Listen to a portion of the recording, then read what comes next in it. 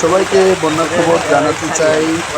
আপনারা জানেন যে গত 2 দিনের আবারও টানা ভারী বর্ষণে কিন্তু জৈন্তাপুরে তৃতীয় দফার বন্যার সংখ্যা দেখা দিয়েছে। আমি যদি একটু আপনাদেরকে জানাতে চাই, গত 2-3 দিনের বৃষ্টিতে কিন্তু ভারতের উজান থেকে নেমে আসা পাহাড়ি ডলে গোয়েন্দাদের এবং জৈন্তাপুরের অধিকাংশ এলাকা কিন্তু আবার বন্যায় প্লাবিত হয়েছে। গত 2 দিনের বন্যা আমরা দেখতে পেরেছি যে আপনারা আমার যে ভিডিও চিত্রে আপনারা দেখতে পাচ্ছেন, এখানে গোয়েন্দাটের টিআই নদীর একটি একাংশের একটি চিত্র রয়েছে, পাশাপাশি সারি নদীর একটি চিত্র এখানে রয়েছে। সারি নদীর সারিঘাট এলাকা থেকে যেই চিত্রটি আপনাদের সাথে সামনে রয়েছে, সারিঘাট এলাকা থেকে সেটি যুক্ত করা হয়েছে।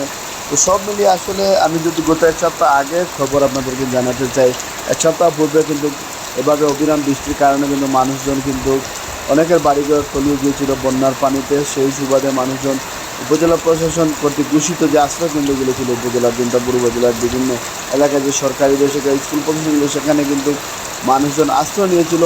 একটু আবহাওয়া পরিবর্তন হওয়ার কারণে মানুষজন আবারও কিন্তু তাদের ঘরবাড়িতে ফিরে গিয়েছিল। কিন্তু গত 2-3 দিনের বন্যায় আবারও কিন্তু বৃষ্টিতে কিন্তু আবারও কিন্তু তৃতীয় দফা বন্যার আশঙ্কা দেখা দিয়েছে এই জৈন্তাপুর উপজেলায়।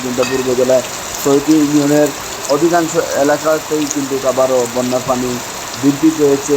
সব মিলিয়ে এই উপজেলায় কিন্তু আমরা দেখেছি যে উপজেলা প্রশাসন ঘোষিত 48টি আশ্রয় কেন্দ্র কিন্তু প্রস্তুত রয়েছে। সবসময় যে কোনো দুর্যোগ মোকাবেলায় মানুষজন কিন্তু উপজেলা প্রশাসন প্রস্তুত রয়েছে। যে কোনো দুর্যোগ হলে কিন্তু মানুষজন তাদের এই আশ্রয় কেন্দ্রগুলিতে অবস্থান নিতে পারবে।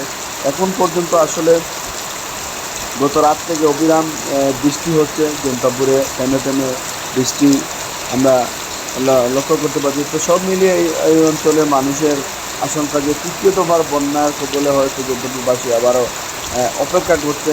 তো আমরা দেখেছি যে গত কয়েকদিনের বন্যায় যে পাহাড়ি জল উজান থেকে নেমে আসা উপজেলার অধিকাংশ এলাকা কিন্তু বন্যায় প্লাবিত হয়েছে। সেই অঞ্চলগুলোতে আমরা দেখেছি সামাজিক রাজনৈতিক ব্যক্তি উদ্যোগে খাদ্য সামগ্রী বিতরণ করা হয়েছে। বিশেষ করে উপজেলা প্রশাসন, জৈন্তাপুর মডেল থানা, পুলিশ সবার পক্ষ থেকে কিন্তু মানবিক সহযোগিতায় বানবাসী মানুষের মধ্যে পৌঁছে দেওয়া যায় এবং এগুলো অব্যাহত আছে।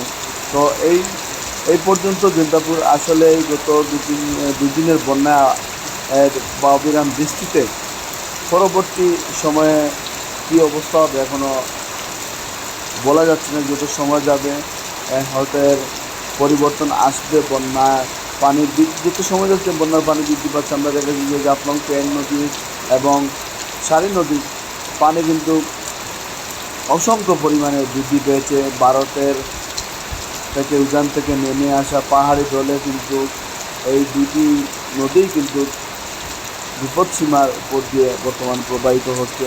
তো আমরা আসলে পরবর্তী আবারও কোনো খবর নিয়ে আপনাদের সামনে যুক্ত হবো। এই পর্যন্ত সবাই ভালো থাকবেন, নিরাপদে থাকবেন। ধন্যবাদ সবাই।